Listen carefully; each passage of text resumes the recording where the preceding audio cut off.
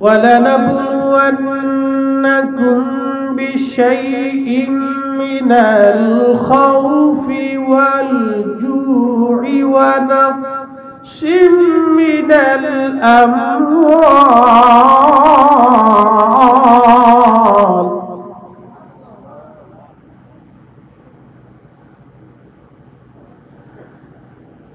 الْأَمْوَالِ وَالْأَنفُسِ وَالثَّمَرَاتِ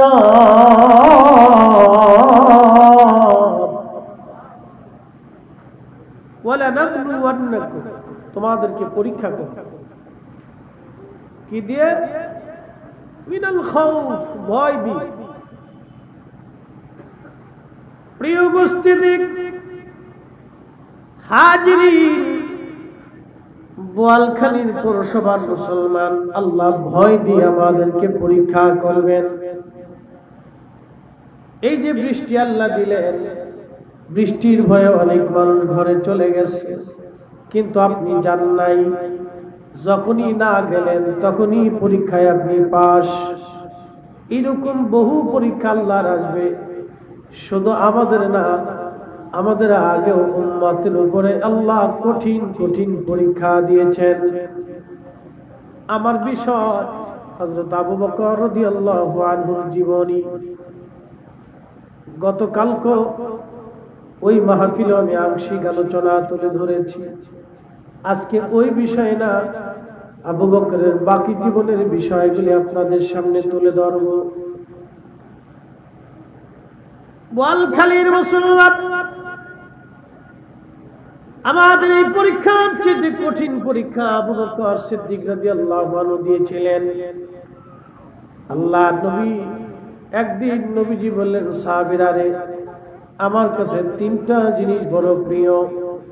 এক নম্বর প্রিয় হলো নামাজ, দুই নম্বর প্রিয় হলো সুগন্ধি, তিন নম্বর প্রিয় আমার বিবিগণ, আমার স্ত্রীগণ আমার কাছে প্রিয়। অনেক সাহাবী বসা, আবু বকর সিদ্দিক সামনে থেকে বলতেছে, ইয়া রাসূলুল্লাহ, আমার কাছে তিনটা জিনিস প্রিয় লাগে নবীজি। এক নম্বর আপনার নূরানী চেহারা মুবারকের দিকে বারবার তাকিয়ে থাকা আমার কাছে প্রিয় লাগে। একবার জোরে বলবেন কি মারহাবা। সালাতুন ইয়া রাসূলুল্লাহ আলাইকুম, আহা সালাতুন ইয়া রাসূলুল্লাহ আলাইকুম সালামুন। বোয়ালখালীর মুসলমান আবু বকর বলতেছে, হুজুর, আমার কাছে আরেকটা জিনিস প্রিয়। নবী গো, প্রিয় হলো আপনি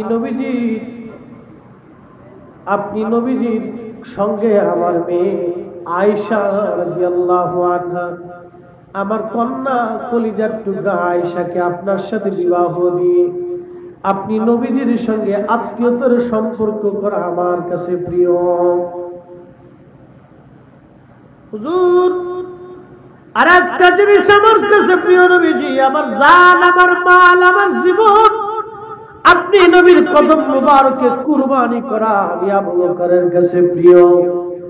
একবার জোরে বলা যাবে কি আল্লাহু আকবার। তিনটাই নবীকে কেন্দ্র করে, তিনটাই আল্লাহ রাসূলকে কেন্দ্র করে। এক নাম্বার, আপনি নবীজির নূরানী চেহারা মুবারকের দিকে বারবার তাকিয়ে থাকা আমার কাছে প্রিয়। দুই নাম্বার, আপনি নবীজির সঙ্গে আমার মেয়েকে বিবাহ দেওয়া, আত্মীয়তার সম্পর্ক করা আমার কাছে প্রিয়। তিন নাম্বার, হুজুর, আপনি নবীজির কদম মোবারক, আমার জান, আমার মাল সবকিছু কুরবানি করা আমি আবু বকরের কাছে প্রিয়। হাজিরিন, আজকে মিলাদুন নবী, নবীকে কেন্দ্র করে কথা বলেন, ঠিক কিনা? আজকের মিলাদুন নবীর মাহফিল আমার রাসূলকে কেন্দ্র করে। আবু বকরের তিনটা জিনিস আমার নবীকে কেন্দ্র করে। আজকের মিলাদুন নবীর মাহফিল আমরা নবীকে কেন্দ্র করে, আল্লাহ রাসূলকে কেন্দ্র করে তিনটা জিনিস প্রিয় হওয়ার কারণে আবু বকর আল্লাহর নবীর দরবারে প্রিয় হয়ে গেলেন। কোরআনে আল্লাহ বলতেছেন, কুল ইন্না সালাতি ওয়া নুসুকি ওয়া মাহইয়ায়া ওয়া মামাতি লিল্লাহি রাব্বিল আলামিন। একবার জোরে বলা যাবে কি আল্লাহু আকবার। আল্লাহ কোরআনে বলে, হুজুর আপনি বলে দেন সালাত আমি আল্লাহর জন্য, কুরবানি আমি আল্লাহর জন্য, জীবন আমি আল্লাহর জন্য, মৃত্যু আমি আল্লাহর জন্য। আবু বকর ডাকতে বলল, হুজুর আমার মাল সামানা আমার জিন্দেগি আপনি নবীর জন্য। একসাথে বলবেন আল্লাহু আকবার। তাহলে আবু বকর বেদাতি? আসতে বলেন, আবু বকর বেদাতি? আবু বকরের সব রাসূলের জন্য। আবু বকর জানতেন কুরবানি যদি নবীর জন্য হয় তাহলে সেই কুরবানিটা আল্লাহর জন্য হয়। একসাথে বলবেন না মারহাবা। বলে হুজুর কোন দলিলে? কোরআনে আল্লাহ বলেন, মাইয়ুতি'র রাসূল ফাকাদ আতা আল্লাহ।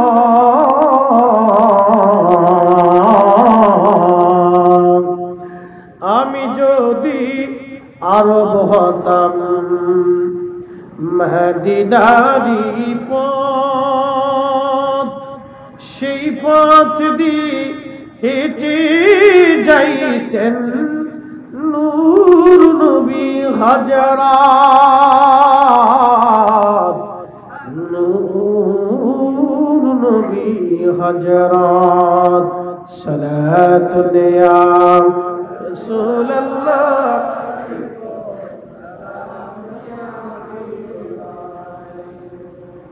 আপনাদের বুঝতে কি কোনো অসুবিধা হয়? বুঝেন, খুব মনোযোগের সাথে বুঝেন। আল্লাহর কোরআন বলতেছে, মাইয়ুতি'র রাসূল। এবার বান্দা তোমরা শুনে নাও, আমার নবীর ইত্তেবা হলেই ফাকাদ আতা আল্লাহ, আমি আল্লাহর ইত্তেবা হয়ে যায়। সুবহানাল্লাহ বলবেন। তার অর্থ হলো নবী মানলে আল্লাহ মানা হয়ে যায়। কথা ঠিক কি না? নবী ভালোবাসলে আল্লাহ ভালোবাসা হয়ে যায়। নবীর দলে হলে আল্লাহর দল হয়ে যায়। নবীর জন্য জীবন দিলে আল্লাহর জন্য জীবন দেওয়া হয়। কথা বলে ঠিক কি না? আল্লাহর রাসূলের পক্ষে থাকলে আল্লাহর পক্ষ হয়ে যায়।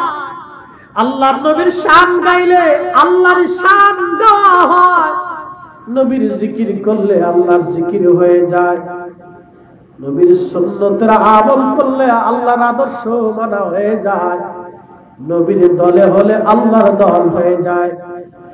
নবী বেজার হলে আল্লাহ বেজার হয়। নবী খুশি হলে আল্লাহ খুশি হয়ে যায়।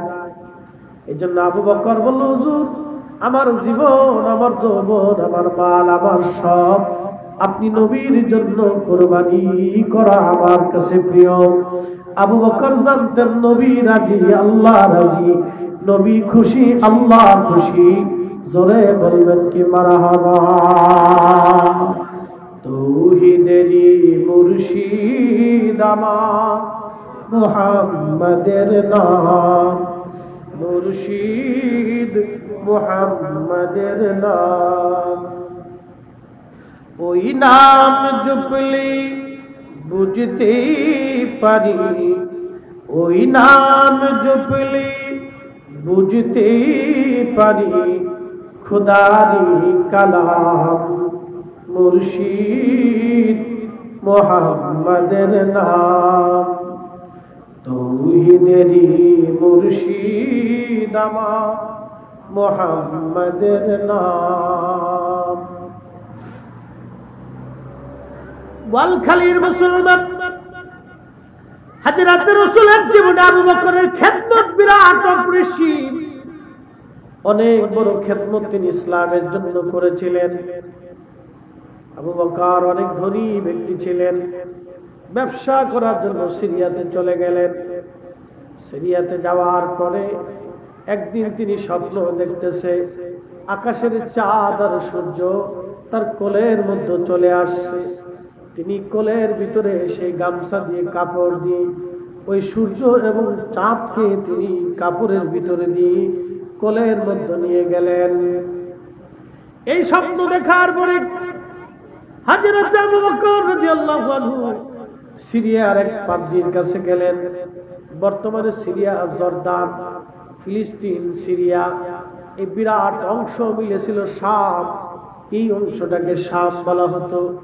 যে ইসরায়েল জায়গা দখল করে নিয়ে গেছে, ফিলিস্তিনিদের কাছ থেকে আজকে লড়াই হয়। যে ইসরায়েলের সাথে মুসলমানদের লড়াই হচ্ছে, হিজবুল্লাহ এবং ইরান এবং ফিলিস্তিন লড়াই চালাচ্ছে। বড় আফসোস, আজকে শিয়ারা কাফেরদের বিরুদ্ধে জিহাদ করে, আর আমাদের সুন্নি নামদারি সৌদি আরবের বাচ্চারা চোখ মুখ বুজ করে তারা বসে থাকে, মার্কিনদের কাছে তারা মাথা নত করে থাকে। এগুলি সব কয়টা বেঈমান এবং শয়তানের দালাল। কথা বলেন ঠিক কিনা? দালাল না, সব খালি 30টা 40টা করে বিয়ে করে, আর কোন কাজ নেই। যে ইসরায়েলের ইহুদিরা ফিলিস্তিনের বিরাট ভূখণ্ড তারা দখল করে নিয়ে গেল, 10 লক্ষ ফিলিস্তিনের বাড়ি ঘর জমি জমা নিয়ে গেল, কয়েক লক্ষ ফিলিস্তিনিকে তারা হত্যা করল। আপনার গা শিহরে উঠবে। ফিলিস্তিনি নারীদেরকে ধরে নিয়ে তারা জেলখানায় তাদের ইজ্জত গুলি লুণ্ঠন করে। আহা, এগুলির দৃশ্য যদি আপনার চোখে ভেসে ওঠে, মুসলমান আপনাদের কলিজা এটা মানবে না। আপনার শরীরে জিহাদের রক্ত ভাসমান হয়ে উঠবে, জিহাদের জন্য আপনার রক্ত গরম হয়ে যাবে। পৃথিবীর নিকৃষ্ট অন্যায় জুলুম যদি কারা করে, তাহলে ফিলিস্তিনিদের উপরে ইসরায়েলের নিকৃষ্ট জুলুম 75 বছর ধরে চলমান। আরব বিশ্ব আজ নীরব হয়ে বসে আছে। আরব বিশ্ব আজ নীরব হয়ে বসা। এত বড় জুলুম পৃথিবীর অন্য কোনো জনপদে করা হয় নাই। যে জুলুমটা 75 বছর ধরে ফিলিস্তিনিদের সঙ্গে করা হচ্ছে আজ। বোয়ালখালীর মুসলমান হাজিরিন, কঠিন জুলুম আজ ফিলিস্তিনিদের সঙ্গে করা হয়। আহা, কি বলবো, ভাষা বলার মতো নাই। এই বিরাট অংশটাকে বলা হতো শাম। আবু বকর সিদ্দিক রাদিয়াল্লাহু আনহু শামে গেছেন ব্যবসার জন্য। তখন মূল নৌ বন্দর ছিল বর্তমানে গাজা। এই গাজার আসকালান, আগে নাম ছিল আসকালান, এটা ছিল মূল নৌ বন্দর। এখান থেকে মিশরীয়রা, ফিলিস্তিনের গাজার আহলুস শাম, শাম যাদেরকে বলা হয়, তারা এখান থেকে ব্যবসায়িক পণ্য নিয়ে সারা আরবে ছড়ায় যাইত। এটা ছিল মূল নৌবন্দর। চট্টগ্রাম যেমন আমাদের নৌবন্দর আসে, সারা বাংলাদেশে মাল এখান থেকে সাপ্লাই হয়। ফিলিস্তিনের বর্তমানে গাজা, এটা আগে নাম ছিল আসকালান। সমুদ্র বন্দর ছিল বিরাট। এই সমুদ্র বন্দর দিয়ে সারা পৃথিবীর সঙ্গে ব্যবসা হতো। ওই জায়গাটা বর্তমানে আজ ইসরায়েল দখল করে নিয়ে গেছে। মুসলমান আদিকাল থেকে এটা ব্যবসায়িক সেক্টর। দেখে ইসরায়েল দখল করে নিয়ে সারা পৃথিবীর সঙ্গে ওরা ব্যবসা করে। আজ ফিলিস্তিনিদেরকে সেই অধিকার থেকে বঞ্চিত রাখা হয়েছে। আজকে যদি ফিলিস্তিনি রাষ্ট্র থাকতো, তাহলে ওরা ব্যবসা হতো, বিরাট বড় ধনী দেশে তারা পরিণত হতো। আদিকাল থেকে ব্যবসা বাণিজ্য চলে। হযরত আবু বকর গেলেন ওইখানে ব্যবসা করার জন্য। স্বপ্নের মধ্যে দেখতেছে আকাশের সূর্যটা তার কোলের মধ্যে চলে আসছে। একবার জোরে বলবেন কি মারহাবা। রাত্র বেশি ঘুম আসছে আপনাদের? বোয়ালখালীতে রাত বেশি, যত বেশি হয় ওয়াজ তত বেশি হয়। জানি রাত যত বেশি ওয়াজ জমে বেশি। বৃষ্টির কারণে শরীরে একটু রস আসে, দুর্বল লাগে, জিম আসে, একসাথে হাত উঁচা করে বলেন তো আল্লাহু আকবার। আর ঠিক আছে, এই যে মর্দে মুজাহিদ সব সামনে বসে নিচ্ছে, কোনো ঘুম টুম নাই, সব মর্দে মুজাহিদ সামনে বসে নিচ্ছে। এই ইতিহাস জানার দরকার। দেখেন আজকে ফিলিস্তিনিদের সাথে কত বড় জুলুম করা হচ্ছে। আহা, পৃথিবীর সব দেশ নীরব, পৃথিবীর সব মুসলিম দেশগুলি আজকে নীরব, কেউ কথা বলে না, কেউ কথা বলে না। কঠিন কোন পদক্ষেপ নেই। সৌদি আরব, মধ্যপ্রাচ্য মিলে যদি বলে ইসরায়েলের সাথে আমরা ব্যবসা করবো না, তাতেই চলে, বেশি কিছু লাগে না, শুধু বলবে ইসরায়েলের সাথে ব্যবসা করবো না। যদি মধ্যপ্রাচ্য রাজারা বলে যে আমরা ভারতের সাথে ব্যবসা করব না, তো ভারত এমনি সুদা হয়ে যায়। মুসলমান ফিটানো বাপ, হ্যাঁ, বাপের ক্ষমতা আছে, বুড়া মুসলমান ধরে পিটাও, গরু খান নাম দিয়ে মুসলমান পিটাও, যেখানে সেখানে মুসলমান পিটানো, দাঙ্গা হাঙ্গামা সৃষ্টি করে মুসলমানের মসজিদ মাদ্রাসা ভেঙে ফেলে না বাপ, ও তারের মতো সুদা হয়ে যাবে এক মাসে। যদি মধ্যপ্রাচ্য বলে তোমাকে তেল দেবো না, তোমার সাথে আমাদের কোনো ব্যবসা নেই, বা শেষ এতটুকুনি, যুদ্ধ করা লাগবে। কথা কন না কেন? আমরা বাঙালিরা চিকের ফাড়ি ফাড়ি বলে জিতেছি, ওরা শুনবে না তো।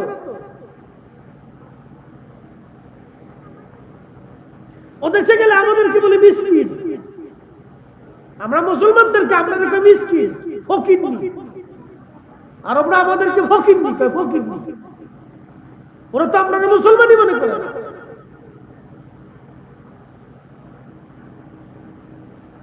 আল্লাহর নবী বলেছিলেন আরব আর আজমের মধ্যে কোনো তফাৎ নাই, আরব আজম সব সমান, তফাৎ হবে একটা জায়গা। কোরআনে আল্লাহ বলেছেন ইন্না আকরামাকুম ইনদাল্লাহি আতকাকুম। কোরআন বলতেছে আরব আজমিক পৃথিবীতে কোন মুসলমানের কোন বৈষম্য নাই, সব মুসলমান সমান, কিন্তু এক জায়গা হবে আল্লাহর কাছে তার দাম বেশি, যার অন্তরে আল্লাহর ভয় বেশি, তিনি অরিজিনাল মুসলমান। আরবের মুসলমান হয়েও কোনো লাভ নাই যদি অন্তরে আল্লাহর ভয় না থাকে। বাংলাদেশের পাকিস্তানের মুসলমান বলে কোনো কথা হবে না, যার অন্তরে আল্লাহর ভয় বেশি, আল্লাহর দরবারে তার দাম বেশি। কথা বলেন ঠিক কিনা?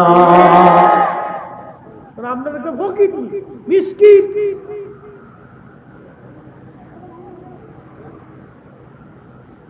বোয়ালখালীর মুসলমান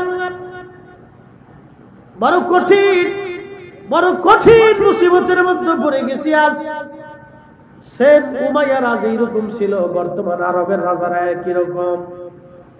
উমাইয়া বংশের রাজারা যেরকম, বর্তমান আরবের রাজারা একই রকম। উমাইয়ারাও মুসলমানদের হত্যা থেকে চুপচাপ থাকতো, কথা বলতো না। আজকে আরবের রাজাদের চরিত্র একই রকম হয়ে গেছে, ওরাও উমাইয়াদের মতো চোখ মুখ বুঝে সহ্য করে, কথাবার্তা বলে না। ওরা ক্ষমতার লোভে চুপচাপ বসে থাকে, চুপচাপ বসে থাকে। লক্ষ লক্ষ ফিলিস্তিনিদের কান্নার আওয়াজ ওদের কানে পৌঁছায় না। আহা, লক্ষ লক্ষ মায়ের ইজ্জত লুণ্ঠন, এই কান্নার আওয়াজ ওদের কানে পৌঁছায় না, কোন কানে পৌঁছায় না। যা দেখেন আরবে যা ঘুরে আসেন, সৌদি আরবে যা যুবকরা ফুকরা পাবজি গেম খেলে, মেয়েরা বসে বসে ফেসবুক টিপতেছে, ঘুরে ঘুরে বেড়াচ্ছে, কোনো অনুভূতি নেই। মিছিল দিয়ে একটু করলে এই পাকিস্তানি, বাঙালি, ভারতী, এই অন্য যে আমরা গরিব ধরিব আছি, আমরা একটু মিছিল টিছিল করি, মাহফিল একটু শিক্ষের দুঃখের পারে, কি কথা কন না কেন? আমরাই করি। আজ পর্যন্ত সৌদি আরবে দেখছেন ফিলিস্তিনের পক্ষে একটা মিছিল দিতে? হ্যাঁ, কেউ দেশের মুসলমান কি মরে গেছে তো দেয় না কেন?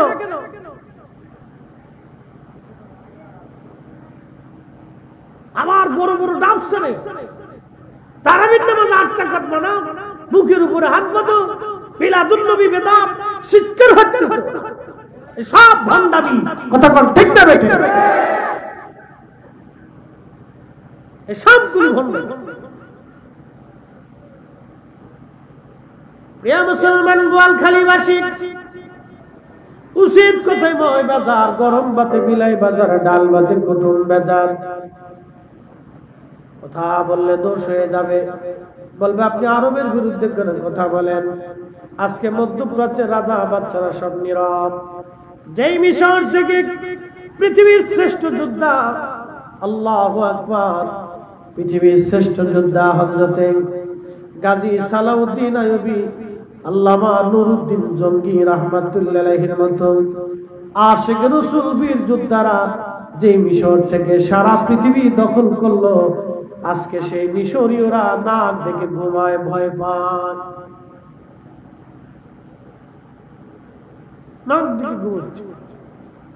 একটা দালাল মিশরের বাদশা হয়ে বসে রয়েছে। সিসি, এটা একবার ইসরায়েলের পুরা দালাল, পুরা ইসরায়েলের দালাল। একটা কথা বলবে,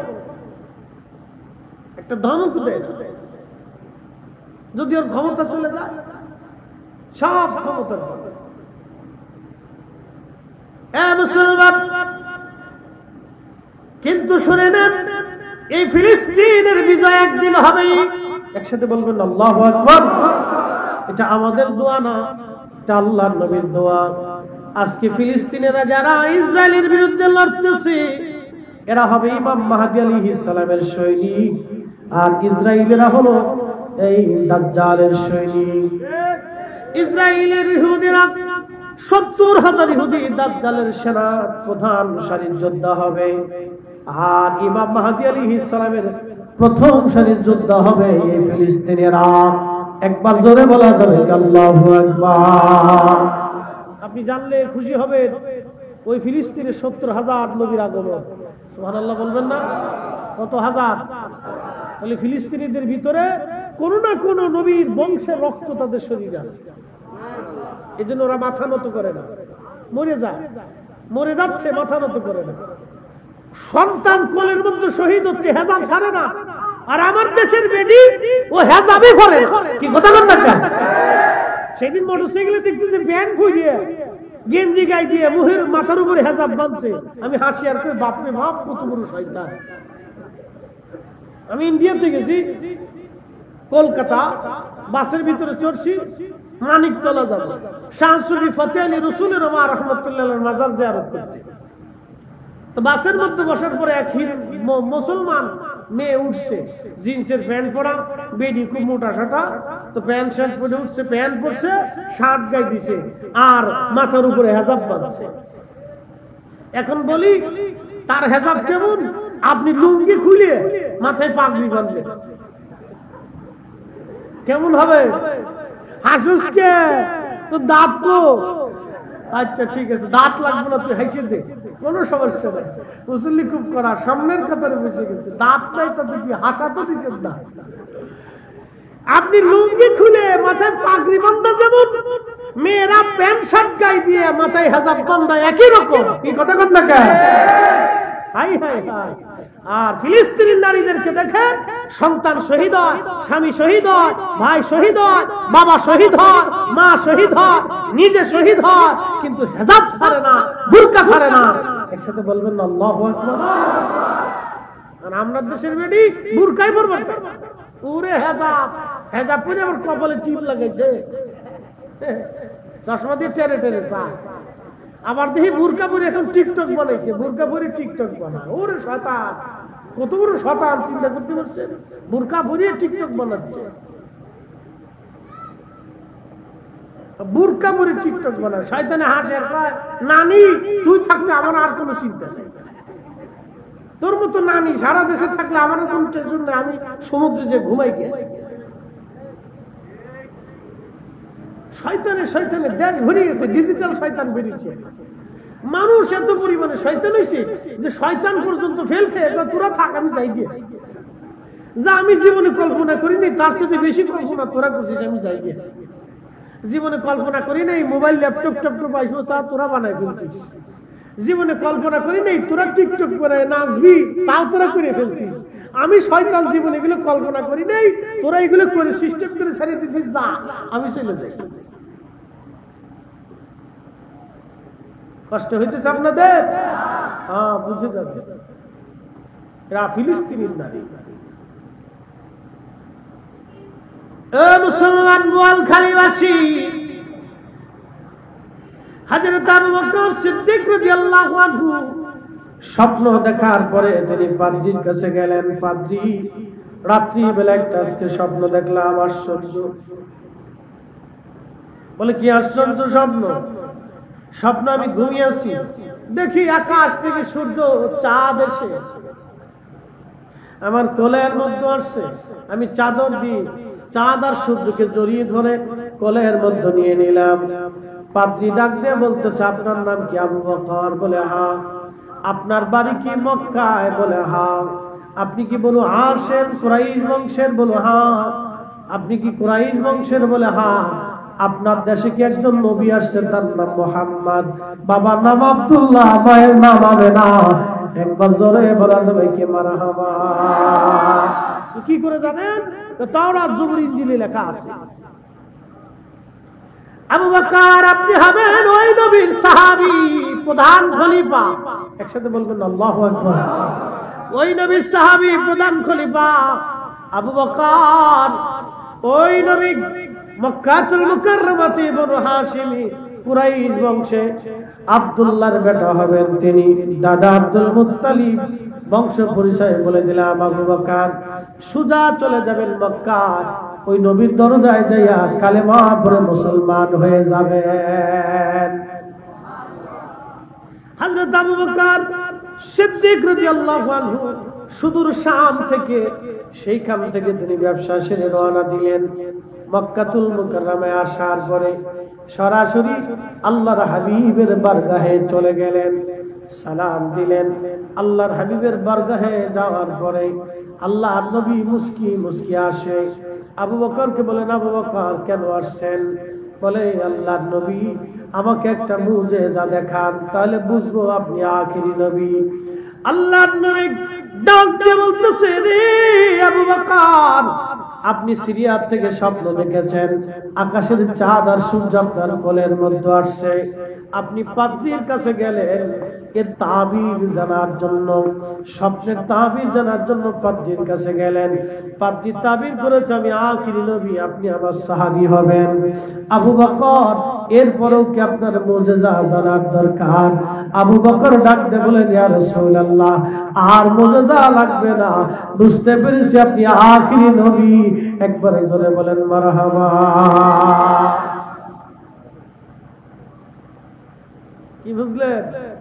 স্বপ্ন দেখে আবু বকর শামে, খবর হয় রাসূল করিমের দরবারে মক্কা নগরী। ইলম কি করে আপনাকে বুঝাবো বলেন তো? হযরত আবু বকর সিদ্দিক রাদিয়াল্লাহু আনহুর পথ চলা শুরু। স্বপ্ন দেখে তিনি ঘুরে গেলেন। স্বপ্নটাকে ছোট করে দেখবেন। আপনাদের স্বপ্ন মাঝে মধ্যে হয় না?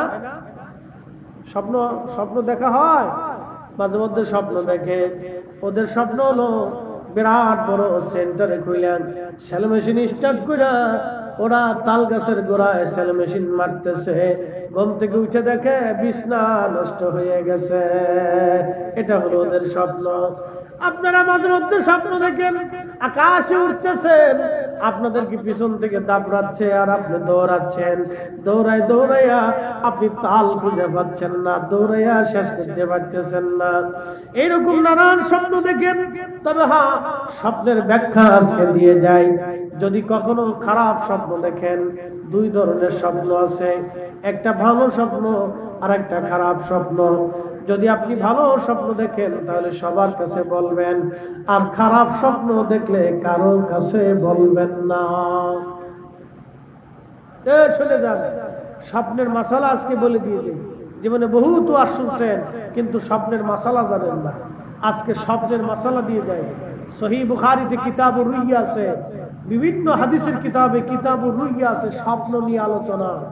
স্বপ্নের অনেক তাবির তদবির আছে। আল্লাহর নবী বলতেন, মান রাআনি ফিল মানামি ফাকাত রাআল হক। কেউ যদি আমাকে স্বপ্ন দেখো তো বাস্তবেই আমি নবীকেই তোমরা স্বপ্ন দেখেছো। একসাথে বলা যাবে না মারহাবা? বলেন, নবী আসে না ছবি আসে? হ্যাঁ, জোরে জোরে জোরে জোরে। নবী আসে না ছবি আসে?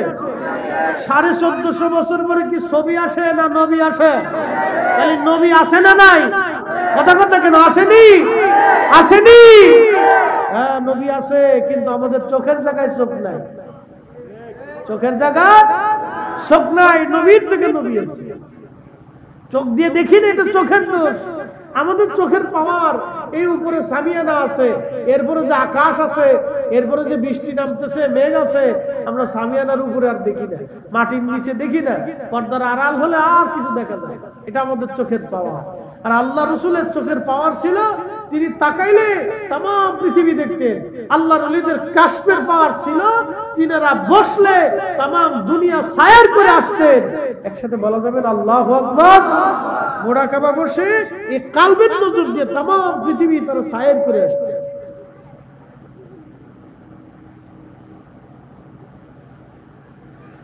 আল্লাহর নবী সহিহ বুখারীতে কিতাবুর রুয়াতে এইরকম অনেক হাদিস আছে স্বপ্ন নিয়ে।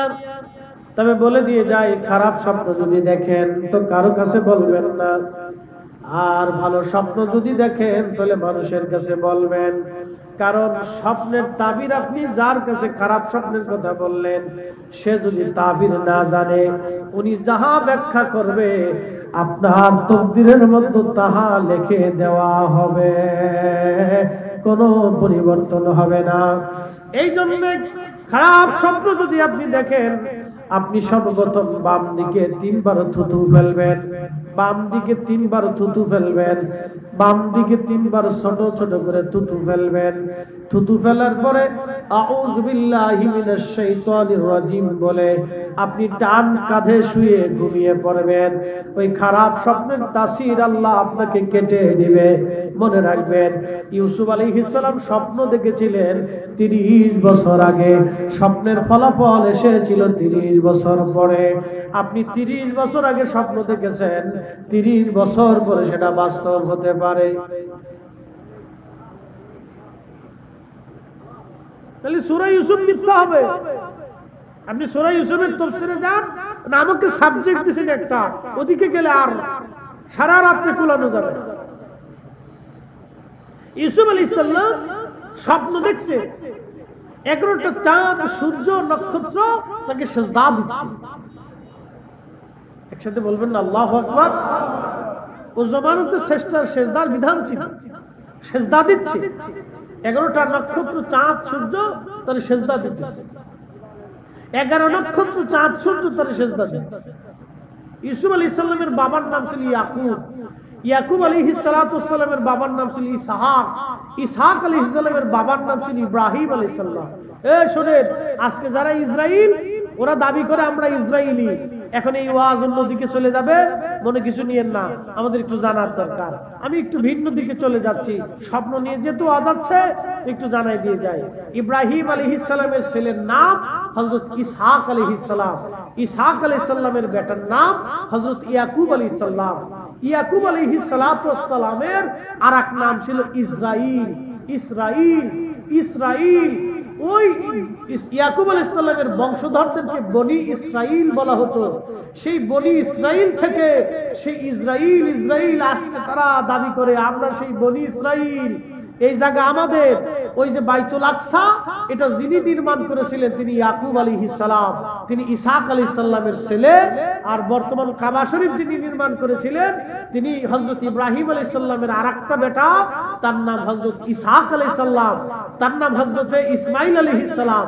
ইসমাইল আলাইহিস সালামকে কেন্দ্র করে কাবা শরীফ হযরত ইব্রাহিম দোয়া করতেন, আল্লাহ আপনি আমার নসলে আখিরি নবী পাঠান, আমার নসলে আখিরি নবী পাঠান, আমার নসলে আখিরি নবী পাঠান, আল্লাহ আমার বংশে আপনি আখিরি নবী পাঠান। ওই দোয়ার কারণে হযরতে জাবিহুল্লাহ ইসমাইল আলাইহিস সালামের নসলে আমাদের নবী আসছে একজন, আর হযরত ইসহাক আলাইহিস সালামের নসলে ইয়াকুব হইয়া নবী আসছে 70,000। 70,000 এক পাল্লায় দেন, আর আমাদের একজনকে আর এক পাল্লায় দেন, ওজনের সমান হবে না। 1,24,000 এক পাল্লায় দেন, আর আমাদের নবীকে এক পাল্লায় দেন, ওজনের সমান হবে না। কথা কোনটা কেন ঠিক কিনা? মুসল্লিরা ওয়াজ শোনা যাইতেছে, ও ওয়াজ শুনতেছে, রাত মুসল্লি সামনে বসে রয়েছে, রাত পরে 2টা পর্যন্ত। তিফা উঠাই চোখকে,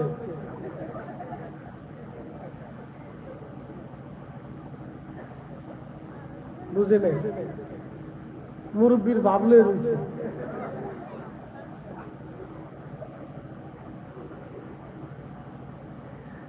খুব মনোযোগ দিয়ে, হযরত ইয়াকুব আলাইহিস সালাতু ওয়াস সালামের 2টা বেটা ছিল, বড় ছেলেটা এবং ছোট ছেলের নাম। হযরত ইসহাক আলাইহিস সালামের 2টা বেটা ছিল, বড় ছেলের ছোট ছেলের নাম ছিল ইয়াকুব, বড় ছেলের নামটা আমি এই মুহূর্তে ভুলে গেলাম। ইয়াকুব আলাইহিস সালাতু ওয়াস সালামকে হযরত ইসহাক আলাইহিস সালাম তিনি বড় বেটারে বেশি ভালোবাসতেন, আর ইয়াকুব আলাইহিস সালামের মা ইয়াকুবকে বেশি ভালোবাসতেন। একদিন হযরত ইসহাক নবী বড় বেটাকে ডাক দিয়ে বলতেছে, বেটারে তুমি আমার জন্য জঙ্গল থেকে ভালো একটা হরিণ এনে সুন্দর গোশত তুমি আমারে খাওয়াও, যদি খাওয়াইতে পারো রে বেটা তাহলে তোমার জন্য আমি দোয়া করে দিব, স্পেশাল একটা দোয়া করে দিব, কারণ নবীদের দোয়া আল্লাহর দরবারে কবুল হয়ে যায়। ইসহাক আলাইহিস সালাম সঙ্গত কারণে অন্ধ হয়ে গিয়েছিলেন, তখন তিনার 130 বছর বয়স চলে। কত বছর? 30 বছর বয়স চলে, তিনি অন্ধ হয়ে গেলেন। তখন ইয়াকুবের মা ডাক দিয়ে বলতেছে, বেটারে তোর বড় ভাইকে একটা বিশেষ দোয়া করে দিবে, তুই যদি দোয়াটা পাইতে চাস তাড়াতাড়ি ভালো খাবার এনে তোর আব্বার সামনে দে। বলে, মা আমার বড় ভাই তো জঙ্গলে হরিণ শিকার করার জন্য চলে গেছে, তাহলে আমি এখন কি ভালো খাবার এনে দিতে পারি? বেটারে একটা কাজ কর, সুন্দর একটা নাদুস নুদুস ছাগল দেখে, বেশি বয়স না অল্প বয়সের একটা ছাগল দেখে জবাই করে সুন্দর করে রান্না করে তোর আব্বার সামনে নিয়ে যা, নিয়ে যে আগে খাওয়াবি তারপরে দোয়া নিবি। মা ছোট্টরে বেশি ভালোবাসে, এখন বাবার দোয়া নবীর দোয়া ছোট্টরে নিতে দিতে যায়, তো বড়টা জঙ্গলে চলে গেছে আব্বার জন্য হরিণ শিকার করতে। ইয়াকুব আলাইহিস সালামের আম্মা, বেটারে হরিণ সুন্দর করে ছাগল একটা নাদুস নুদুস দেখে জবাই করে ফ্রাই করে রান্না করে তোর আব্বার সামনে নিয়ে যা। এই জন্য ইসরায়েলিরা খুব চালাক, ও আদিকাল থেকে চালাক, ওরা আদিকাল থেকে খুব বিচক্ষণ, সারা পৃথিবী ওরা শাসন করে, সারা পৃথিবীর যত বড় বড় ব্যবসায়িক দেখবেন সব ইসরায়েলি, এই যে যত আবিষ্কার দেখেন বড় বড় সব ইসরায়েলি, খুব মেধাবী ওরা, খুব বিচক্ষণ। একসাথে বলে তো আল্লাহু আকবার। ইতিহাস আমাদের জানার দরকার। ইমাম ইবনে কাসির আল বিদায়াতে লিখছে, আমার বানাইনি কিচ্ছে না, নির্ভরযোগ্য কিতাব থেকে বলতেছি। হাজরাতে আল্লাহর নবী বললেন, ইয়াকুব আলাইহিস সালাম তিনি দ্রুত গতিতে ছাগল একটা জবাই করে রান্না করে মায়ের সহযোগিতা নিয়ে হযরত ইসহাক আলাইহিস সালামের সামনে খাবার দিলেন।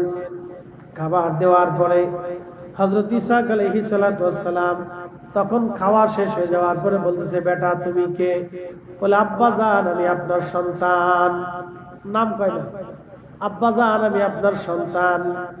বলতেছে, বেটা তোমার জন্য দোয়া করে দে। বলে, হ্যাঁ আব্বা দোয়া করেন, আমি আপনার জন্য ভালো খাদ্য নিয়ে আসছি। দোয়া করতেছে, আল্লাহ আমার এই বেটারে আপনি নবী বানাইয়া দেন। একবার জোরে বলেন না মারহাবা। কি বানাই দেন? নবী বানাই দেন। দোয়া করার পরে গায়ে হাত দিছে, হাত দেওয়ার পরে, বেটা রে তোমার গায়ে আমার ছেলে, এই বড় ছেলের নাম ভুলে গেছি মূর্তির সামনে, বলতেছে আমার বড় ছেলের গায়ে পশম ছিল, তুমি কোন বেটা? বলে, আব্বা আমি আপনার ছোট বেটা ইয়াকুব। হা তুমি আমার জন্য খাবার আগে নিয়ে আসছো? বলে, হ্যাঁ আব্বা আপনার জন্য আগে ভালো খাবার নিয়ে আসছি। কে বেটা রে তোমার জন্য দোয়া করে দিছি, যাও। তো বাবা তো দোয়া করছে। তো চলে আসার পরে বড় বেটা আবার হরিণ টরিণ নিয়ে জবাই করে রান্না বান্না করে বাপের সামনে নিয়ে আসছে, বলতেছে আব্বা আমি আপনার বড় ছেলে, হরিণ খাইতে চাচ্ছিলেন তা আমি রান্না বান্না করে নিয়ে আসছি। বলে বেটা তুমি তো পিছে পড়ে গেছো, তোমার আগে ইয়াকুব আইসে আমার খাবার দাবার দিয়ে চলে গেছে, ভালো খাওয়াইছে, আমি তোর জন্য দোয়া করে দিচ্ছি। বলে আব্বা কি দোয়া করছেন? বলে আমি তো বেটা দোয়া করছি আল্লাহ যাতে ওর নবী বানাই দেয়। কাহা আব্বা এই দোয়ার জন্য আমি আপনার জন্য হরিণ শিকার করতে জঙ্গলে গেছি, ও চালাকি করে ভালো খাবার দিয়ে আপনার কাছ থেকে দোয়া নিয়ে গেছেন, ওরে আর রক্ষা নেই, ওরে পাইলে আজকে আমি জবাই দিয়ে ফেলবো।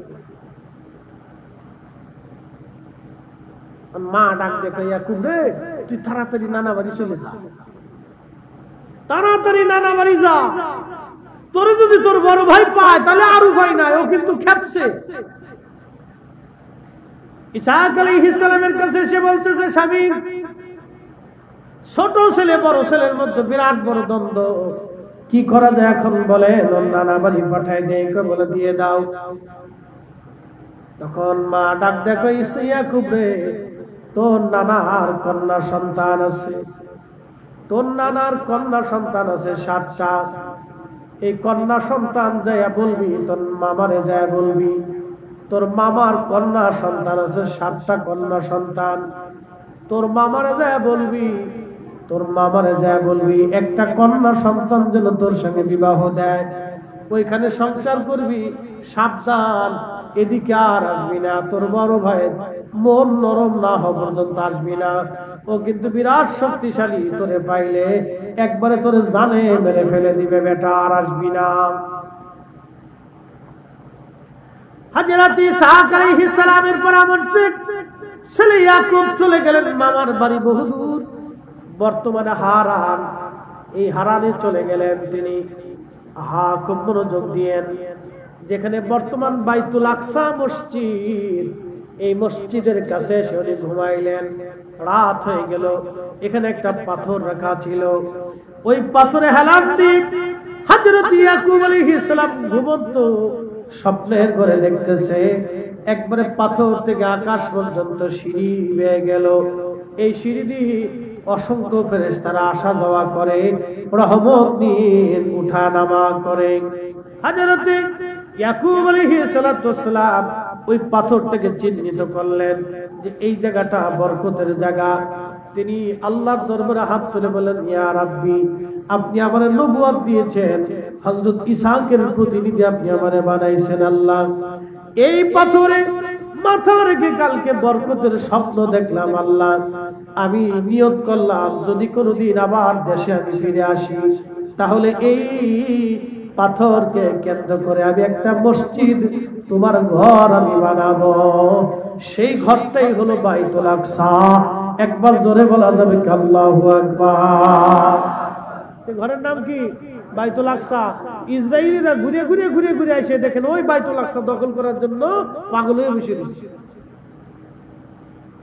আর আমরা মুসলমানরা খালি হাওয়া খাচ্ছি, হাওয়া।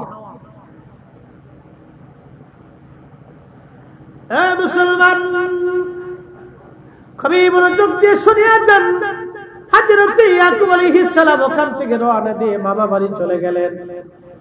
মামা বাড়ি যাওয়ার পরে হযরত ইয়াকুব আলাইহিস সালাম যা বলেন, মামা আম্মাজান বলে দিয়েছে আপনার 7টা কন্যা সন্তান আছে, একটা কন্যা সন্তান আপনি আমার সাথে বিয়ে দেন।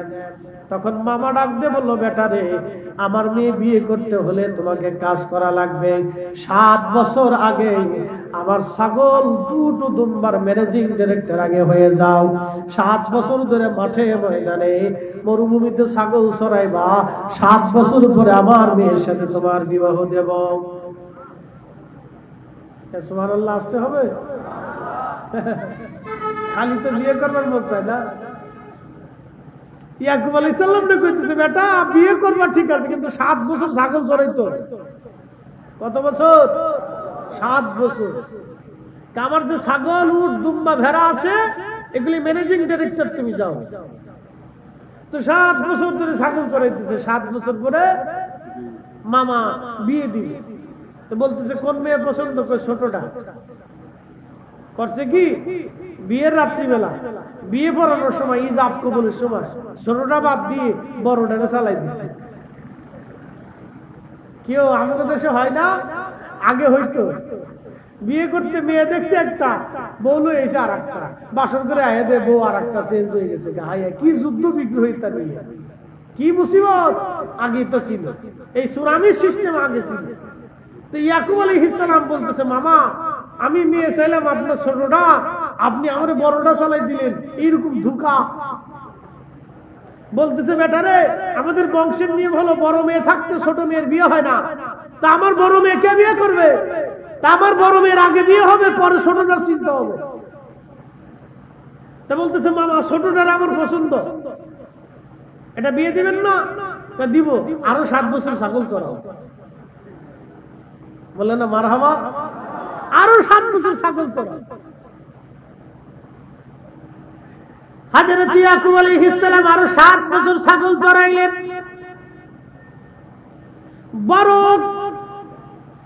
স্ত্রীর গর্ভে আল্লাহ, বড় স্ত্রীর গর্ভে আল্লাহ রাব্বুল আলামিন 9টা বেটা দিলেন, আর ছোট স্ত্রীর গর্ভে আল্লাহ 2টা বেটা দিলেন। একটা বেটার নাম ইউসুফ, আর একটা বেটার নাম বিনিয়ামিন। দেখবেন ইসরায়েলের প্রধানমন্ত্রীর নাম বিনিয়ামিন নেতানিয়াহু। কি ভাবছেন আপনারা, ওরা বসে রয়েছে? না না না না, বসে রয়েছে না। হযরত ইউসুফ আলাইহিস সালামের আরেকটা ভাইয়ের নাম বিনিয়ামিন। বিনিয়ামিন ছোট স্ত্রী খুব সুন্দরী ছিলেন, বিরাট বড় সুন্দরী। হযরত ইউসুফ আলাইহিস সালাম অনেক সুন্দর হলো, এত সুন্দর আল্লাহ তারে বানাইলেন। আল্লাহর নবী বলতেন, আনা মালিহুন ওয়া কি ইউসুফ সাবিহুন, আমি লাল সুন্দর, আমার ভাই ইউসুফ হলো সাদা সুন্দর।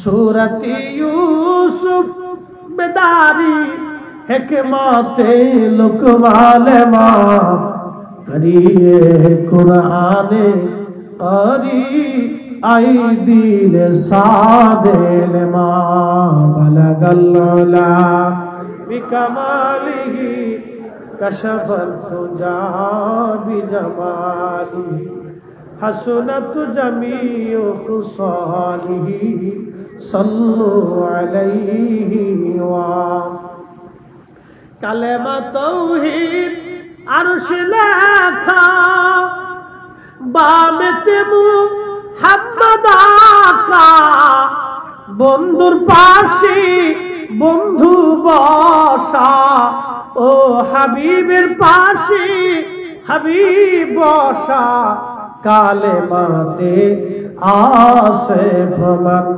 বালাগাল উলা বিকামালিহি কশফত তুজা বিজামালিহি হাসনাত জামি।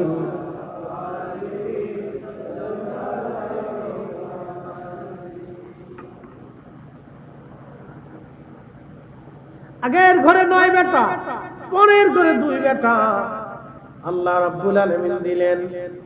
ইউসুফ আলাইহিস সালাম দেখতে সুন্দর, হযরত ইয়াকুব আলাইহিস সালাম ইউসুফ আলাইহিস সালামকে খুব ভালোবাসতেন, বেশি ভালোবাসতেন ইউসুফকে। একদিন ইউসুফ আলাইহিস সালাম এসে আব্বাকে বলেন, আব্বা আব্বাজান আমি স্বপ্ন দেখলাম 11টা চাঁদ নক্ষত্র আর চাঁদ আর সূর্য আমার সেজদা দেয়। সূর্য হলো ইয়াকুব, চাঁদ হলো তার স্ত্রী তার মা, আর 11টা সন্তান হলো ইয়াকুব আলাইহিস সালামের ভাই বিরাদার। হযরত ইয়াকুব আলাইহিস সালাতু ইউসুফের ভাই বিরাদার ইয়াকুব আলাইহিস সালাতু সালাম তিনি বেটার মুখ চেপে ধরে বললেন, বেটারে আর এই স্বপ্নের কথা কারো কাছে বইল না, যদি তোমার ভাইরা জানে তাহলে তোকে জানে মেরে ফেলবে। মনে রাখবেন 3 কারণে মানুষ শত্রু হয়ে যায়। 1 নম্বর জিহাদ জাহাব মাযহাব। আমার একজন প্রিন্সিপাল ছিল, ইরান ইউনিভার্সিটির লেকচারার ছিলেন, প্রফেসর ছিলেন। আমি ওনার কাছে বুখারী শরীফ শিখেছি এবং মিশকাত শরীফ পড়েছি। তেহরান ইউনিভার্সিটির প্রফেসর ছিলেন তিনি। একদিন আমাকে ক্লাসে বলতেছিলেন, বেটারে 3টা জিনিস সারা জীবন মনে রাখবা, জিহাদ জাহাব মাযহাব। তুমি অপরিচিত জায়গা গেলে কোন দলের অনুসারী বলবা না, এখন যদি কেউ আমি বলে আমি আওয়ামী লীগের লোক, তার আর যেমন কোনো রক্ষা নাই। কি কথা কন না? এখন যদি কেউ আমি আওয়ামী লীগের লোক রাস্তা যায়, যদি গায়ে বেটা আমি আওয়ামী লীগের লোক বেটা অমুক দলের নেতা, তো ও বেটার পিঠের সামনে থাকবে না। কি কথা কন না কেন? আবার এরা যখন ক্ষমতায় ছিল, ও জামাত ইসলাম যায় যদি বলতো বেটা আমি জামাতের লোক, তাহলে হের পিঠের চিমটি থাকতো না। এই বিরাট বড় জ্বালা।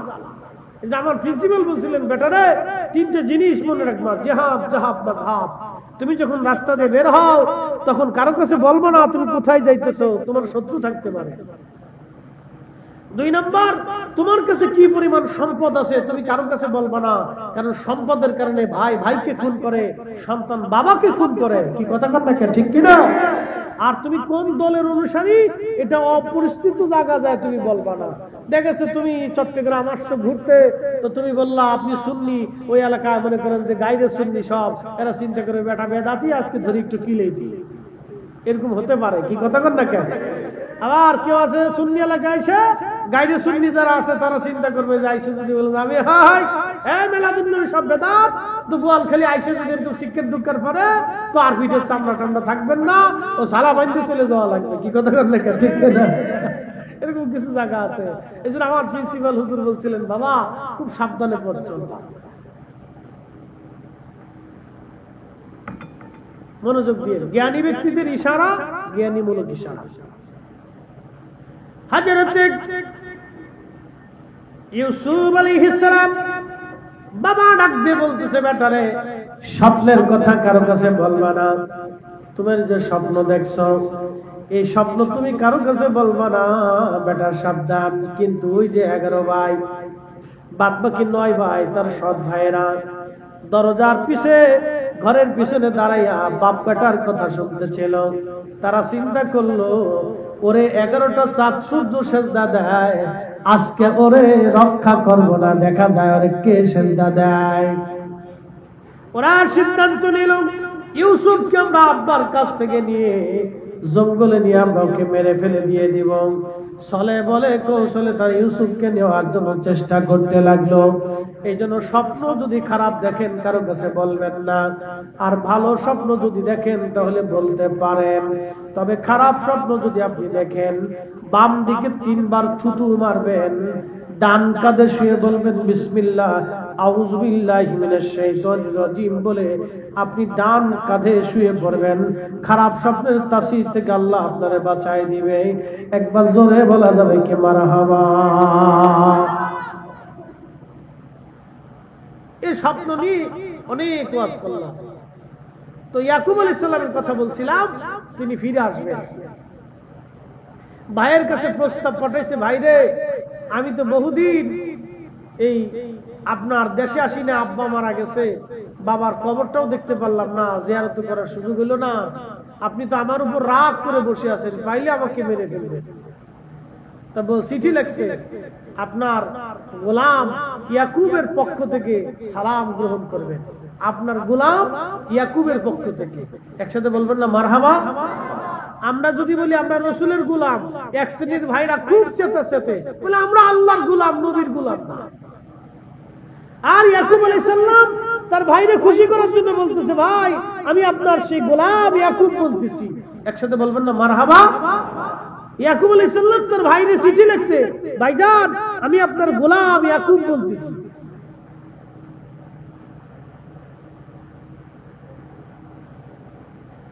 চিঠিখানা পাওয়ার পরে ভাইয়ের দিলটা একটু নরম হয়েছে। এত বছর তার সাথে দেখা সাক্ষাৎ নাই, আব্বা মারা গেল, আসতে পারে নাই, বহু বছর হয়ে গেছে, সন্তানাদি সবার হয়ে গেছে। ইয়াকুব আলাইহিস সালামের অনেকগুলি সন্তান, বড় ভাইয়ের অনেকগুলি সন্তান হয়ে গেছে।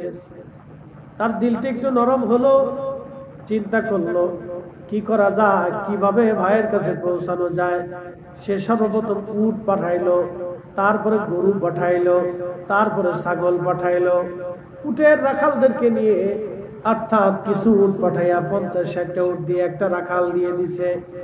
তুই আগে আগে যাবি, যদি আমার ভাইয়ের সঙ্গে দেখা হয় তাহলে ভাইকে বলবি আপনার গোলাম ইয়াকুবের রাখাল আমি, আপনার জন্য এইগুলি আপনার গোলাম হাদিয়া পাঠাইছে। জোরে বলা যাবে কি মারহাবা। আমরা রাসূলের গোলাম, আমরা কার গোলাম? কথা কন না কেন, আমরা কার গোলাম? ইয়াকুব আলাইহিস সালাম বাইরে খুশি করার জন্য বলতেছে ভাই আমি তোমার গোলাম। আর আপনার নবীর গোলাম করলে শিরিক হয়ে যায় নাকি? বিরাট বড় শিরিক হয়ে পড়ছে, শিরিকের ব্যবসা নিয়ে নামছে, খালি শিরিক আর শিরিক, সোহেদের দিক থেকে খালি শিরিক।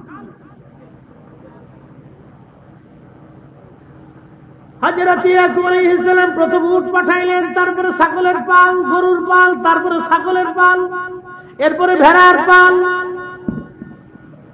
সব রাখালকে বলছে রাখাল যদি আমার বড় ভাইয়ের সাথে তোমাদের দেখা হয় তাহলে বলবা এটা আপনার গোলাম ইয়াকুবের রাখাল, আমি আপনার জন্য আপনার গোলাম হাদিয়া পাঠাইছে।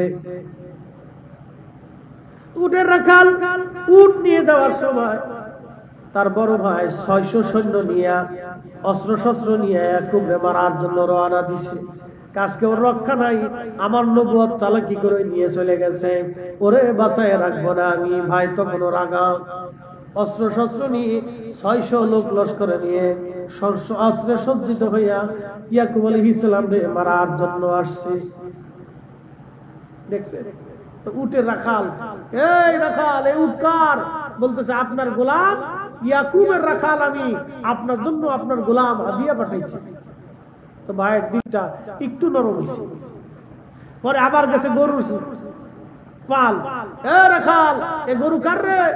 বলতেছে আপনার গোলাম ইয়াকুবের পক্ষ থেকে আমি তার রাখাল, আপনার জন্য আপনার গোলাম হাদিয়া পাঠাইছি। তার একটু নরম হয়েছে। এরপরে আবার ছাগলের দল দিতেছে, এ রাখাল এ ছাগল কার রে? বলে আপনার গোলাম ইয়াকুব আপনার জন্য এই ছাগল আপনার জন্য হাদিয়া পাঠাইছে। আরো দিলটা নরম হয়েছে। এরপরে আবার ভেড়ার দল গেছে, এ রাখাল এই ভেড়া কার রে? বলে আপনার গোলাম ইয়াকুব আপনার জন্য এই ভেড়ার দল পাঠাইছে হাদিয়া। দিলটা আরো নরম হচ্ছে। কারে? আমার ভাই এত বছর পরে কত নরম হয়ে গেছে, কত সফট হয়ে গেছে। আমি তারে মারার জন্য অস্ত্র শস্ত্র নিয়ে আজকে আইছি, আমার ভাই আমাকে খুশি করার জন্য কত নরম হয়ে গেছে, আমি এত রাগান্বিত হব? ইয়াকুব আলাইহিস সালাম সামনে এসে ভাইয়ের সামনে সেজদায় পড়ে গেলেন। তখন সেজদা দেওয়ার বিধান ছিল। ভাইকে খুশি করার জন্য ছেলে ফেলে নিয়ে সব সেজদায় পড়ে গেছে। ভাই উঠাইয়া বুকের মধ্যে জড়ায় ধরে কান্দে, ভাই রে তুই আমার নরম করার জন্য কত কাজ করতেছিস, যা আমি তোরা মাফ করে দিলাম, তোর সাথে আমার আর কোনো দ্বন্দ্ব নাই, তাহলে চল তোকে নিয়ে দেশে ফিরে যাই। এই যে দেশে ফিরলেন, দেশে ফেরার পরে ওই যে যেই পাথর ওই জায়গাটা তিনি কিনলেন, কেনার পরে ওই জায়গায় একটা মসজিদ বানাইলেন, সেই মসজিদে বাইতুল আকসা। একসাথে জোরে বলবেন না আল্লাহু আকবার। ইসরায়েলেরা কয় এটা আমরার মসজিদ। আর ইয়াকুব আলাইহিস সালাম কি ইহুদিদের নবী না মুসলমানের নবী? আসতে বলেন না কেন, জোরে বলেন। হযরত ইউসুফ আলাইহিস সালাম কি মুসলমানের নবী না ইহুদির নবী? মুসা আলাইহিস সালাম কি ইহুদির নবী না মুসলমানের নবী? সব নবীরা মুসলমান ছিল, কোন নবী ইহুদি ছিল না। সব নবী মুসলমান ছিল। মিল্লাত আবিকুম ইব্রাহিম হুয়া সাম্মাকুমুল মুসলিমিন। একবার জোরে বলা যাবে কি মারহাবা। আমরা ইব্রাহিমের মিল্লাত, ইব্রাহিম আমাদের নাম রেখেছেন, ইব্রাহিম আলাইহিস সালাম আমাদের মিল্লাতের বাবা। ইব্রাহিম নাম রাখলেন মুসলমান, মুসলমান। ইব্রাহিম আলাইহিস সালামের বেটারা মুসলমান, তার নাতিরা মুসলমান, তার বংশের সবাই মুসলমান, কেউ ইহুদি ছিল না। পরবর্তীতে ওরা নিজেরা ইহুদি হয়ে গেছে। সব নবীরা মুসলমান, সব নবীরা মুসলমান। ইনি মসজিদ বানাইলেন, সেই মসজিদে আজ বাইতুল আকসা। এই অনেক ইতিহাস বলতে গেলে আরো রাত চলে যাবে, শুধু বোঝানোর জন্য বললাম। স্বপ্ন জানাতানা বিষয় না, স্বপ্নের বিষয়টাকে গুরুত্ব দিবেন। বন্ধু আমার, হযরত আবু বকর সিদ্দিক রাদিয়াল্লাহু আনহুর কথায় ফিরে আসি। তিনাকে কেন সিদ্দিক বলা হয়? নবীজি মেরাজে চলে গেলেন। অনেক বড় লম্বা ওয়াজ। বাইতুল আকসায় নবীজি এসে নামাজ পড়াইলেন সেই মসজিদে, যে মসজিদ হযরত ইয়াকুব আলাইহিস সালাম বানিয়েছিলেন। সুবহানাল্লাযী আসরা বিআবদিহি লাইলাম মিনাল মাসজিদিল হারামি ইলাল মাসজিদিল আকসা। জোরে বলা যাবে কি মারহাবা। আল্লাহর নবী হারাম শরীফ থেকে রওনা দিলেন, বাইতুল আকসার দিকে রওনা দিলেন। বাইতুল আকসাতে গেলেন, যে মসজিদ হযরত ইয়াকুব আলাইহিস সালাম প্রথম বানিয়েছিলেন। তারপরে ওই মসজিদ বানিয়েছিলেন হযরত সুলাইমান আলাইহিস সালাম। আমার দিকে তাকান। সুলাইমান আলাইহিস সালাম ওই মসজিদ পুনরায় নির্মাণ করেছিলেন, এত সুন্দর করে বানাইছিলেন। দামি দামি পাথর এনেছিলেন তিনি, পৃথিবীর এত দুর্ভেদ্য পাথর এনেছিলেন। আল্লাহু আকবার। ওই পাথর দিয়ে তিনি মসজিদ বানিয়েছিলেন। ওই পাথরের আলোতে হযরতে আল্লামা ইসমাইল হাক্কি তাফসীরে রুহুল বয়ানের মধ্যে লিখেছেন, ওই পাথরের আলোতে রাতের আধারে 13 মাইল দূর থেকে এই ফিলিস্তিনের মহিলারা সুই দিয়ে কাঁথা সেলাই করত, যা আজও বিজ্ঞান সম্ভব হয় নাই। সেই পাথর হযরতে সুলাইমান আলাইহিস সালাতু ওয়াস সালাম ওই মসজিদে লাগিয়েছিলেন। একবার জোরে বলা যাবে আল্লাহু আকবার। তেলের গাড়ি তেলে চলে,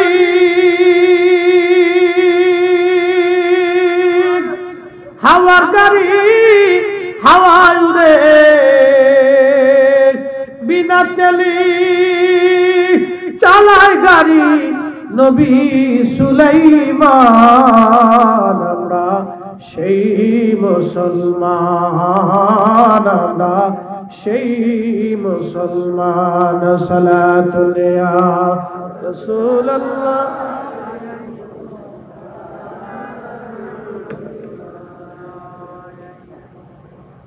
কষ্ট হচ্ছে আপনাদের? হ্যাঁ, বুঝে যান। সেই মসজিদে নবীজি নামাজ পড়াইতে গেলেন। অ্যাটেনশন, একটু বলে দিয়ে যাই, না বললে বুঝবেন না। সুলাইমান নবী যে মসজিদ বানিয়েছিলেন, ওই মসজিদে নামাজ পড়তে গেলেন নবীজি। আল্লাহর নবী বললেন, আমি মসজিদের ভিতরে ঢুকলাম, বোরাক বেঁধে মসজিদের ভিতরে ঢুকলাম। মসজিদের ভিতরে ঢোকার পরে দেখি হযরত মুসা নবী এক পাশে নামাজ পড়ে, হযরত ইব্রাহিম আলাইহিস সালাম এক পাশে নামাজ পড়ে, হযরত ঈসা নবী আর এক পাশে নামাজ পড়ে। এমন সময় সমস্ত নবীরা ওই মসজিদে এসে উপস্থিত হলো। নবীজি বললেন, একামত শুরু হয়ে গেল। জিবরাইল ডাক দিয়ে বলেন, ইয়া রাসূলুল্লাহ, আর কার জন্য অপেক্ষা?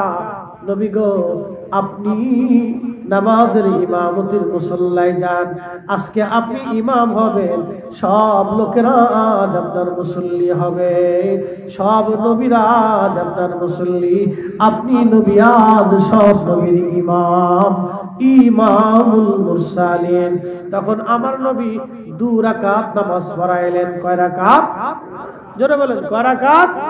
2 রাকাত নামাজ পড়াইলেন নবীজি। আমার দিকে তাকান, এখানে একটা ব্যাখ্যা আছে। নামাজ কি মেরাজে যাওয়ার আগে কি নামাজ আসছিল?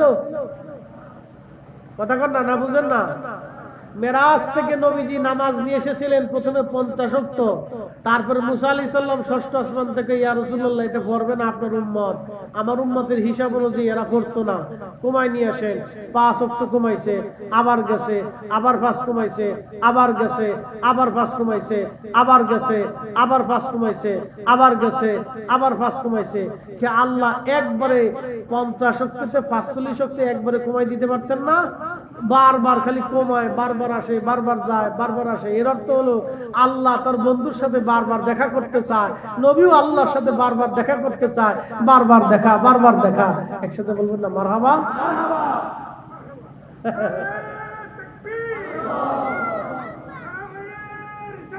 ইয়া রাসূল,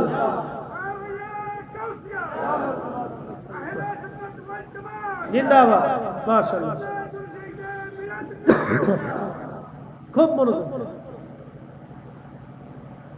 কয় ওয়াক্ত নামাজ আসছে? মেরাজ থেকে 5 ওয়াক্ত, লাস্টে 5 ওয়াক্ত। আল্লাহ বলেন, হাবিব উম্মতকে বলে দেন এই 5 ওয়াক্ত যদি ঠিক মতো পড়ে তা আমি 50 ওয়াক্তের নেকি দিয়ে দিই। আরো জোরে। এখন যদি জিজ্ঞেস করি এশা কে পড়েন নাই, তো বহু লোক আছে এশার নামাজই পড়ে নাই। ঠিক আছে কোন জোরে বলেন। যদি বলি ফজর কে পড়বেন না, তো অনেক লোকই দেখা যাবে ফজরও ঠিক নেই। খুব মনোযোগ দিয়ে হযরত আল্লাহর নবীজি মেরাজ থেকে আসার সময় তিনি 5 ওয়াক্ত নামাজ নিয়ে আসলেন। কিন্তু এখন আমি প্রশ্ন করি, জবাব দিবেন। নবীজি যাওয়ার আগে 2 রাকাত নামাজ পড়াইলেন, নামাজ তখনও আসে নাই, তখনও নবী 2 রাকাত নামাজ পড়া। নবীর ইলম নিয়ে যারা প্রশ্ন তোলে এরাই জগতের বোকা। কথা বলেন ঠিক কিনা? যাওয়ার সময় নবী 2 রাকাত নামাজ পড়াইছে। আরে নামাজ তো মেরাজ থেকে ফিরার পথে আনলেন 5 ওয়াক্ত, তো তখন নবী 2 রাকাত পড়িয়ে ফেলছে।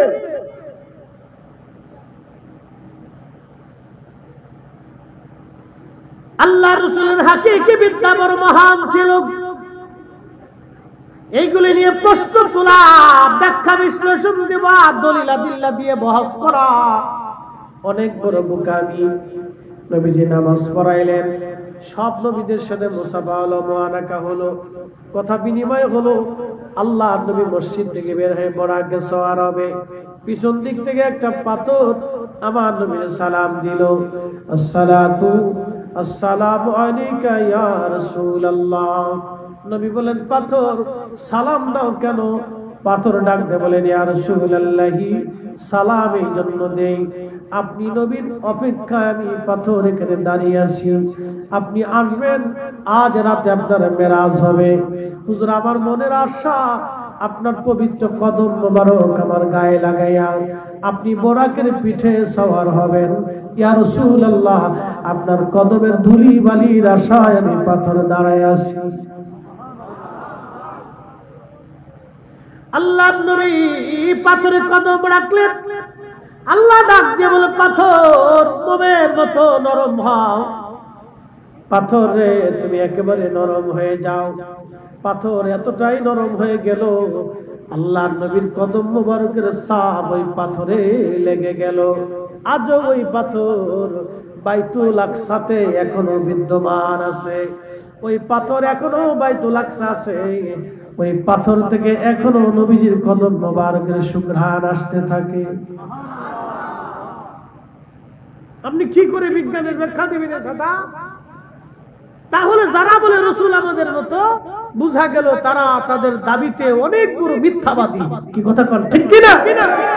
তারা তাদের দাবিতে অনেক বড় মিথ্যাবাদী।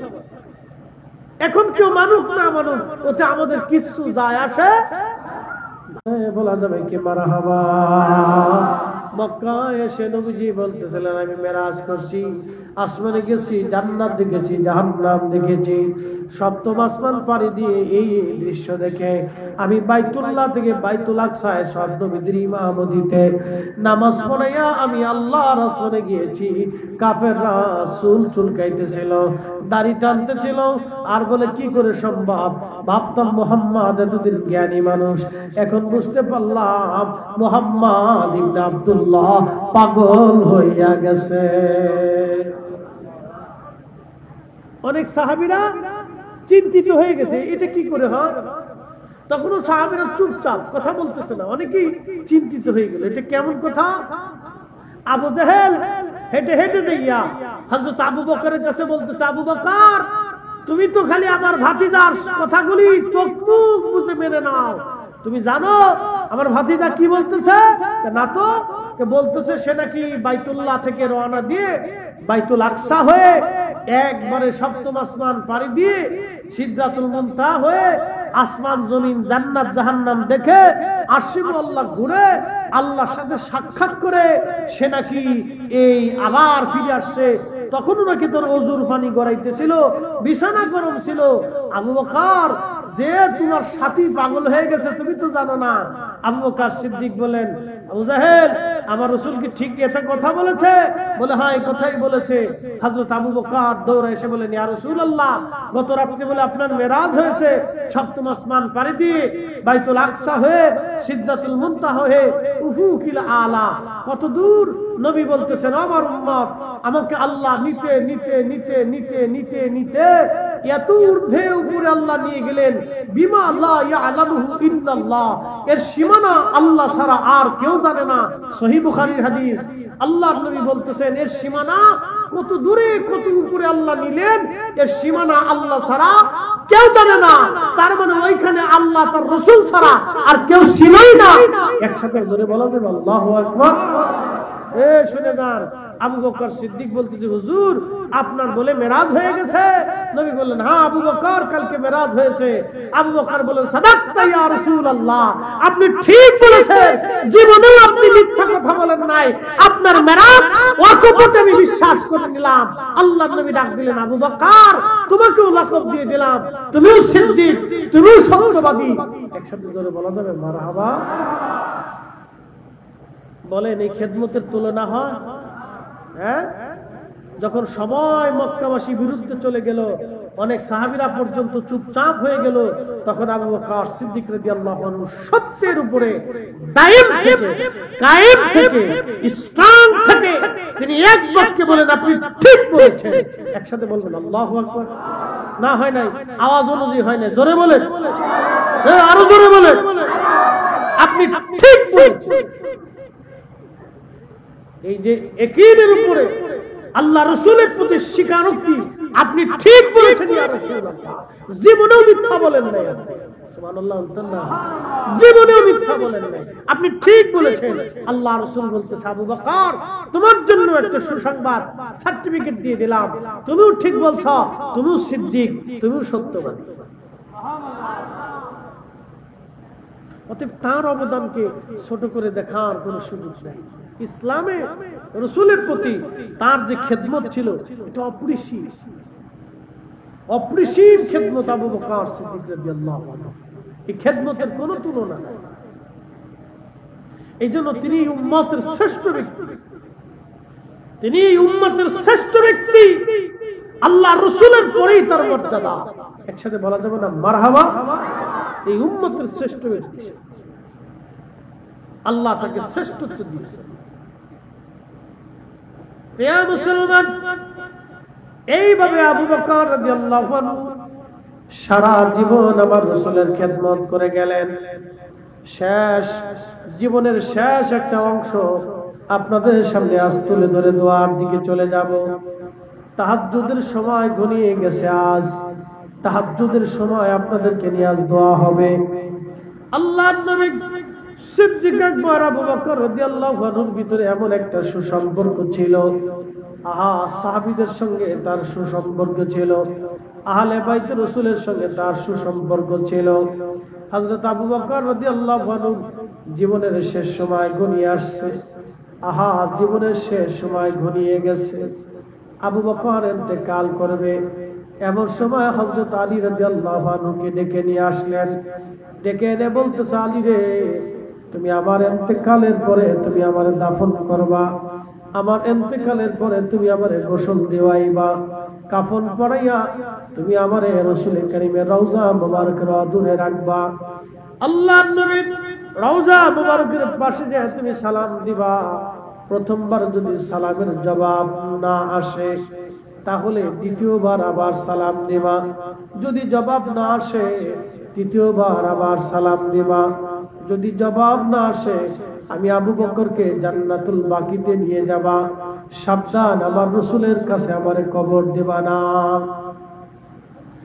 আরে আলী, তুমি রওজার পাশে দাঁড়ায় আমার নবীর কাছে অনুমতি চাবা, বলবা, ইয়া রাসূলুল্লাহ, আপনার হিজরতের সাথী আবু বকর আপনার কদম মোবারক একটু জায়গা ভিক্ষা চায়।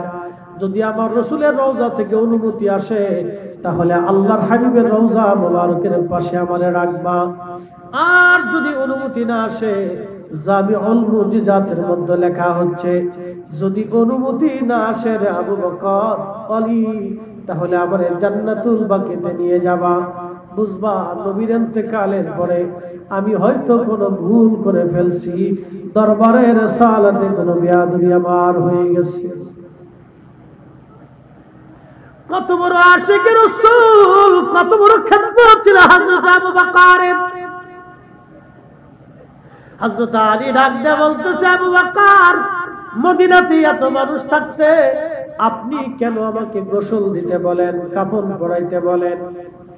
আবু বকর সিদ্দিক ডাক দিয়ে বলতেছে, রে আলী, আমার নবীর ইন্তেকালের পরে তুমি তোমার ওই হাত দিয়ে আমার নবীর গোসল দেওয়াইছিলা। আমার নবীর ইন্তেকালের পরে হযরত আলী গোসল দেওয়াইছিলেন, ওসিয়ত করে গেছিলেন, আমার নবী আমাকে গোসল দিবে আমার আলী। মারহাবা বলা যাবে না? আমাকে গোসল দিবে আমার আলী, অন্য কেউ যাতে আমার গোসল না দেয়। আলী রে, তোমার ওই হাত দিয়ে আমার রাসূল করিমের পবিত্র দেহ মুবারক তুমি ধৌত করছিলা, পানি লাগাইছিলা। রে আলী, আমার মন চায় ওই হাত দিয়ে আমি আবু বকরকে গোসল দেওয়াইবা। ওই হাতটা যে হাতে আমার রাসূলের গা মুবারকে স্পর্শ লেগেছিল, আলী, ওই হাতের স্পর্শটা যেন আমি আবু বকরের গায়ে স্পর্শ লাগে। আমি ওই স্পর্শ নেওয়ার জন্য তোমাকে ওসিয়ত করে গেলাম। এটার নাম ইশকে রাসূল, আশিকে রাসূল।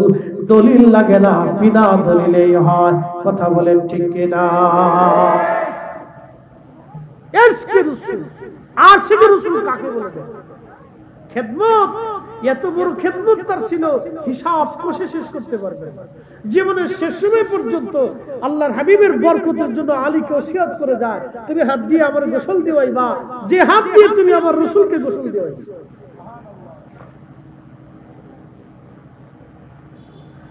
হযরত আলী ওসিয়ত মেনে নিলেন। আবু বকরের ইন্তেকাল হয়ে গেল। হযরত আলী রাদিয়াল্লাহু আনহু, হযরত আলী রাদিয়াল্লাহু তাআলা আনহু, তিনি আলী রাদিয়াল্লাহু আনহু গোসলখানায় যায় হযরত আবু বকরকে গোসল দিলেন। কাফনের কাপড় পরাইয়া খাটিয়ায় করে নিয়ে গেলেন, অদূরে রেখে আল্লাহর হাবিবের রওজা মুবারকে সালাম দিলেন। আসসালাতু আসসালামু আলাইকা ইয়া রাসূলুল্লাহ। প্রথম সালাম দিলেন, কোনো জবাব আসলো না। হযরত আলী চিন্তিত হয়ে গেলেন, কেন জবাব আসলো না? দ্বিতীয়বার আবার সালাম দিলেন, আসসালাতু আসসালামু আলাইকা ইয়া রাসূলুল্লাহ। আপনার হিজরতের সাথী আপনার আবু বকর আপনার কদমের কাছে একটু জায়গা ভিক্ষা চায়। জবাব আসলো না। তৃতীয়বার আবার সালাম দিলেন, আসসালাতু আসসালামু আলাইকা ইয়া রাসূলুল্লাহ। তৃতীয়বার সালামের জবাব আসলো না। হযরত আলী পেরেশান হয়ে গেলেন, বুঝি আবু বকর আমার নবীর ইন্তেকালের পরে কোনো ভুল করে ফেলছে। যখনই ফিরে আসবে তখনই আওয়াজ আসলো, আদখিলিল হাবিবা মাল হাবিবে ফাইন্নাল হাবিবা মাল হাবিবে মুশতাকুন। একবার জোরে বলা যাবে কি ইয়া রাসূলুল্লাহ? বলেন আমার নবী আছে না না? এ জোরে বলেন আসেনি? জিন্দা না মুর্দা? আল আনবিয়াউ আহইয়াউন ফি কুবুরিহিম। নবীরা কবর মুবারকের মধ্যে জিন্দা, রওজা শরীফে জিন্দা। আমি বলিনি, আল্লাহর নবী নিজে বলেছেন। কোরআন বলতেছে বাল্লা হায়া, বরং তারা জিন্দা, তাদেরকে মরা মনে করিও না। আল্লাহর ভাষায় জিন্দা, আমার রাসূলের ভাষায় জিন্দা। রওজা শরীফ থেকে আওয়াজ আসলো, আদখিলিল হাবিবা মাআল হাবিবে ফাইন্নাল হাবিবা মাআল হাবিবে মুশতাকুন। বন্ধু বন্ধুর কাছে আসবে, বন্ধু বন্ধুর কাছে আসবে, বন্ধু বন্ধুর জন্য আগ্রহী, অপেক্ষায় আগ্রহী হয়ে আছে। বন্ধু বন্ধুর কাছে আসবে, বন্ধু বন্ধুর জন্য অপেক্ষায় আগ্রহী হয়ে আছে। আদখিলিল হাবিবা মাআল হাবিবে ফাইন্নাল হাবিবা মাআল হাবিবে মুশতাকুন। বন্ধু বন্ধুর জন্য অপেক্ষায় আগ্রহী হয়ে আছে। জোরে জোরে বলা যাবে কে মারহাবা। হে সবজ গম্বদ वाले मंजूर दुआ करना जब वक्त नजा आए आका दीदार अता करना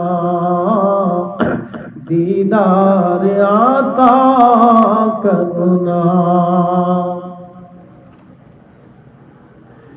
मैं कब्र अंधेरी में घबराऊंगा जब तन्हा इमदाद मेरी करने आजान रसूल अल्लाह इमदाद मेरी करने आजान रसूल अल्लाह। रोशन मेरी तुरबत को लिल्लाह जरा करना जब वक्त नजा आए आका दीदार करना दीदार आता करना। सलात या रसूल अल्लाह अलैकुम सलाम या हबीब अल्लाह अलैकुम सलात या रसूल अल्लाह अलैकुम सलाम या हबीब अल्लाह